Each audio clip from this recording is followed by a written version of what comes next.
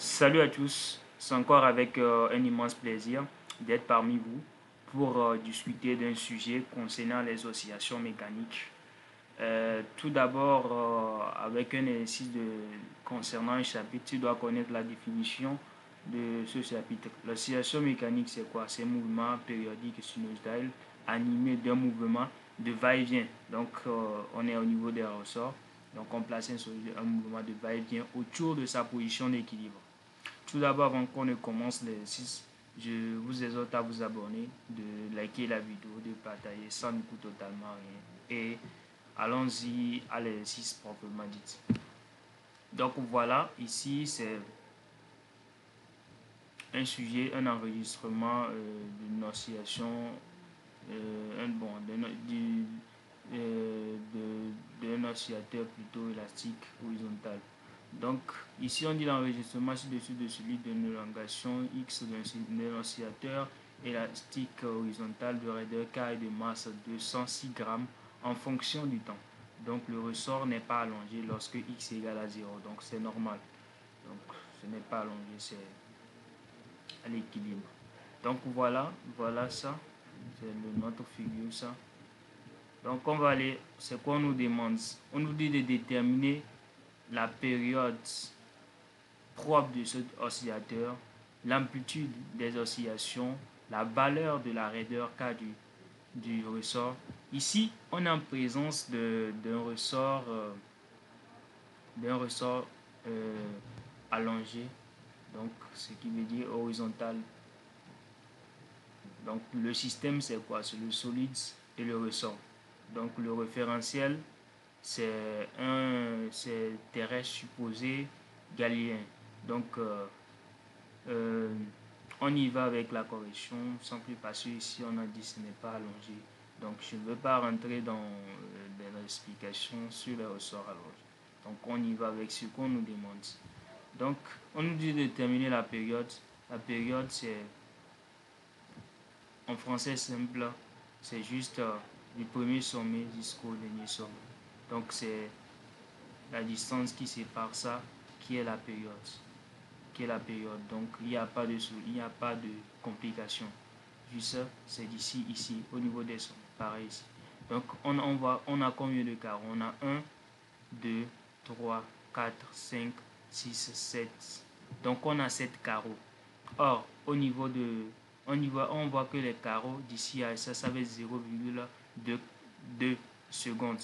Donc pour trouver la période, on va multiplier les 0,2 fois les 7 carreaux qu'on a trouvés et on va trouver la période en secondes. Et ça va nous donner quelque chose de 1,4 secondes lorsqu'on multiplie. On nous demande aussi de déterminer l'amplitude des oscillations. L'amplitude des oscillations, c'est juste en 1, c'est ça ici. L'amplitude des oscillations, juste au niveau des sommets. Donc, juste au niveau des sommets. Donc, on voit quoi? Ici, on voit que les carreaux, ici, ça va être 0,4. Donc, ici, on est à 2. On voit que ici, c'est ici, notre, si on fait la projection, notre ici est égal à quoi? Ici, ça va être 2 plus 0,4. Donc, on a notre XM graphiquement 2,4 cm. Donc c'est juste ça, d'ici à ici. Donc il n'y a pas de complication. Lorsqu'on te dit graphiquement, il n'y a pas de complication à se faire. Il n'y a rien de difficile. Juste tu vois tes sommets d'ici ici. Tu comptes les carreaux. Tu vois le nombre de centimètres par seconde. Ça donne. Et tu multiplies les carreaux avec le nombre de centimètres par seconde que ça donne. Donc 1 cm donne 0,2 secondes. Maintenant, 7 cm va donner combien? Donc, tu fais 0,2 secondes fois 7. Pareil aussi ici. Ici, on voit que 1 cm donne 0,4 secondes. Maintenant, on a combien de carreaux? Ça fait 1, 2, 3, 4, 5, 6. Donc, 6 cm va donner combien? Ça donne 2,4 secondes. Donc, il n'y a rien de compliqué. Donc, on y va. Voyez la période détermine graphiquement T0 égale à 1,4 secondes. L'amplitude des oscillations XM égale à 2,4 cm. Donc la raideur, la valeur de la raideur K c'est facile. On sait que quoi? La raideur égale à quoi? Égale à la racine de la L. La raideur, sorry, c'est pas la raideur. On sait que la raideur, on sait que plutôt oméga 0 est égal à la racine de k sur la raideur sur la masse. Sorry. Donc, or, on sait que la période égale à 2pi sur oméga. 2pi sur oméga. Donc, on va juste remplacer. Donc, on va multiplier oméga carré égale à k sur la masse. Donc, on vient juste remplacer ça ici. On trouve notre raideur égale à 4 pi carré de la masse sur T0 carré. Donc, c'est tout. Et ça nous donne 4,14 newtons par mètre. Donc, c'est tout ce qu'on nous demandait. On nous demande de calculer l'énergie potentielle de l'élastique de l'oscillateur. Lorsque on dit c'est horizontal, nous avons rien que l'énergie potentielle élastique. Lorsque c'est horizontal, donc ça fait quoi? EP égale à 1 demi de kx carré. On y va. L'énergie potentielle élastique, il n'y a rien de compliqué. Tu remplaces juste le x par x max, donc c'est tout au carré. Or, on connaît le x max, donc on remplace, on connaît la raideur aussi, c'est tout. Donc, il n'y a rien de compliqué. Donc, EP max égale à 1,2 fois 10 puissance moins 3 joules. L'énergie mécanique, c'est très simple. On dit que le solide ne s'allonge pas. Donc, notre énergie cinétique ici, c'est 0. Donc, la masse et l'énergie mécanique est EC plus EP. Donc, notre énergie cinétique égale à 0. Donc, énergie mécanique égale à énergie potentielle max, qui est égale à 13,2 fois 10 puissance moins 3 joules.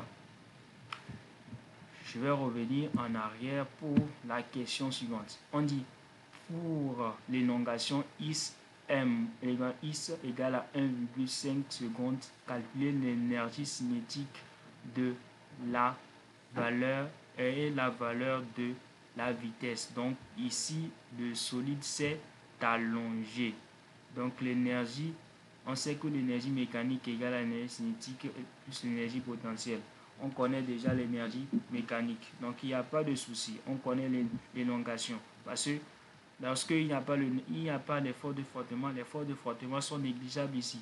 Donc l'énergie se conserve. Donc on a EC égale à quoi? Ça, donc ça nous donne 7,333 fois 10 puissance moins 4 joules. Donc l'énergie cinétique, c'est facile de calculer la vitesse comme on connaît l'énergie cinétique. Donc V égale à racine de 2 EC sur la masse. Donc en application numérique, V égale à 8,4 cm par seconde. Donc il n'y a rien de compliqué au niveau de l'oscillation mécanique. Donc c'est juste appliquer les formules. Lorsque c'est une courbe, on te donne une courbe, c'est tellement trop facile parce qu'il n'y a rien de compliqué. Juste tu fais la projection, tu trouves. Donc nous sommes arrivés à la fin de cette vidéo.